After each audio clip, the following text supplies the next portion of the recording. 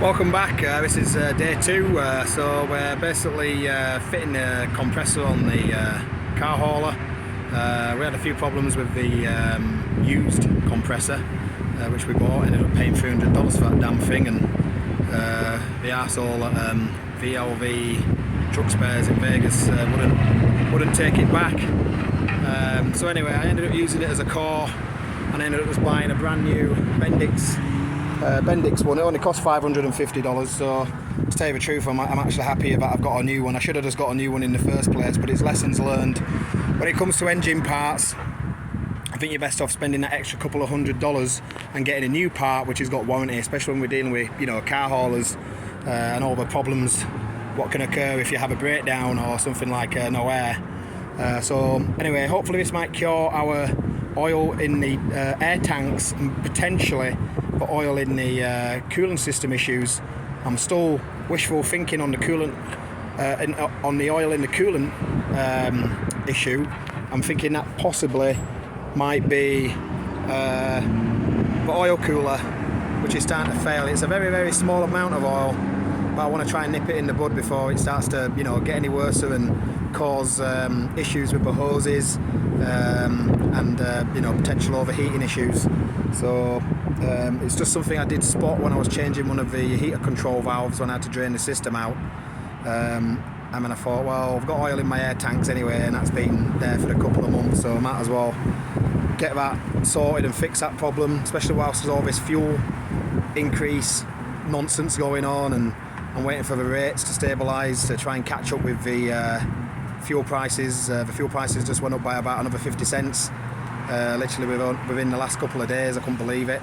The gas station, well, the diesel truck, the diesel stop I always used in Las Vegas was selling it at $4.78, I think it was, or $4.75, and then it jumped up to $4.85 within a day, and then literally 2 days later it jumped up to $5.35, which literally overnight I could not believe it. I was going to fill my tanks, but now I'm starting to think to lay off for another 2 weeks. Hopefully things might stabilise, the prices might come down a little bit. Again, wishful thinking, but while I'm doing all this work, or while I'm doing all this waiting, that's why I'm doing all this repair work on the truck. So it's best off, rather than just sat around doing nothing, to start doing some, repairs on your truck, get your truck ready for when the rates do start to stabilise with the current fuel prices, and then go back out on the road. So anyway, this is our brand new, or should I say remanufactured Bendix TrueFlow 5500, 550 compressor. I swapped all the parts around, the governor, the exhaust outlet for the what goes to the tanks.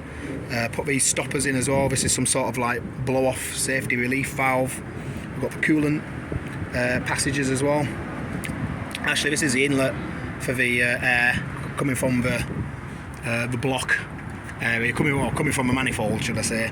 And then you've got inlet for the coolant, and then you've got another inlet for the coolant here as well, which is this pipe, and then a flexible pipe on here. I don't know why they used a flexible, normal, standard little hose. I should have used a proper union hose, but I suppose that's what Cat put on there.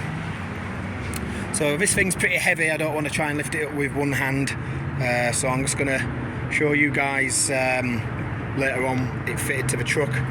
I was having a look at my timing gear in there, just to have a quick look at the gears to see what they look like. They look okay, not too bad.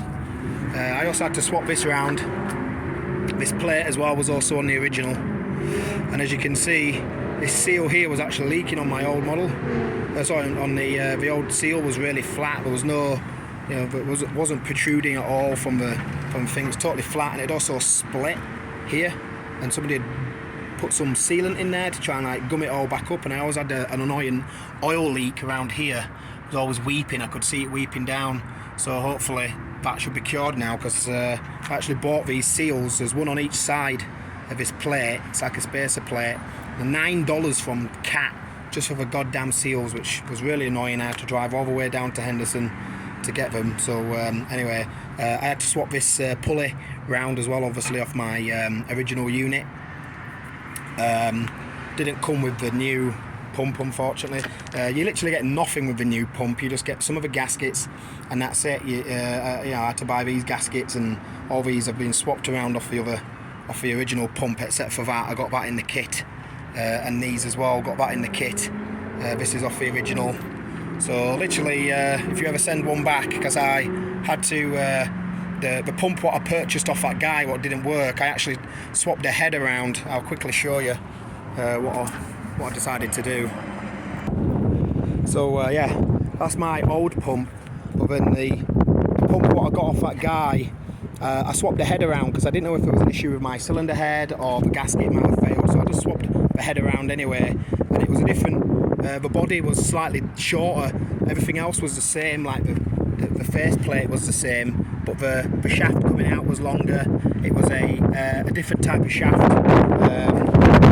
as well. Sorry about the wind, but basically yeah, that pump just did not fit, and he told me it was for a C15, and then once I took it back, he would not accept, it wouldn't take it back, and I paid $300 for it. So I'm really annoyed because I basically paid $300 for this piece of shit, well, this old pump, and all I've got is his head and my old body now. But at least this is a full C15 you know, compressor, and the core charge was $800, so just without the core it cost me an extra $800. It was $1,400 without the core, and it was $550 with the core. So I gave the shop the core I got from this other cat engine, which obviously wasn't a C15, it must have been an older version, but it had a slightly shorter body on it.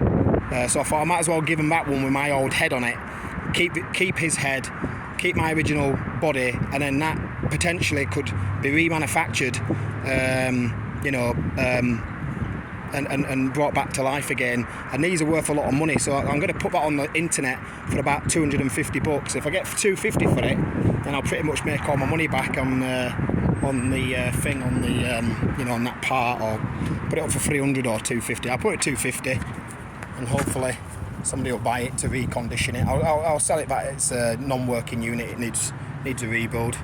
So anyway, yeah, let's get it put back on.